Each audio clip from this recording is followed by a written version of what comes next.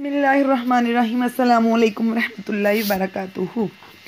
ये किस्सा जो आज है वो है एक बनी इसराइल के ज़ालिम शख्स का।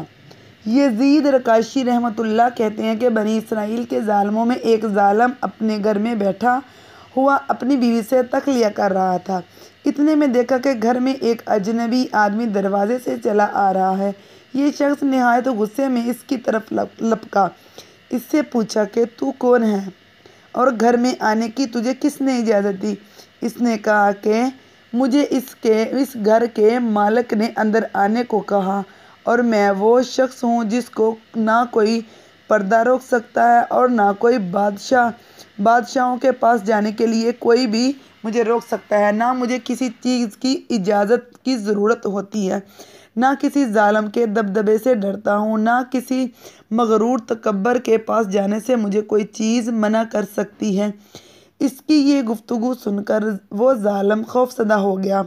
बदन में कपकपाही आ गई और औंधे मुँह गिर गया। इसके बाद नहायत आजिज़ी से कहने लगा, फिर तो आप मुल्कुल मौत हैं। इसने कहा, हाँ मैं वही हूँ।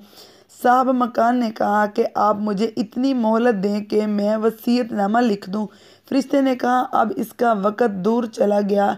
अफसोस कि तेरी मुद्दत ख़त्म हो चुकी है, सांस पूरे हो गए हैं और तेरा वक़्त ख़त्म हो गया है। तेरे लिए ज़रा सी तख़ीर की भी गुंजाइश नहीं। साहब मकान ने पूछा कि आप मुझे कहाँ ले जाएंगे? फरिश्ता ने कहा, तेरा अमाल जो आगे हुए हैं इनके पास ही ले जाऊंगा। जैसे अमाल किए होंगे वैसा ही ठिकाना मिलेगा और जिस किस्म का घर तूने इस जहान में बना रखा होगा वही तुझे मिलेगा। इसने कहा, मैंने तो नेक अमाल कुछ भी नहीं किए और ना कोई उम्दा घर अपने लिए अब तक बना रखा है।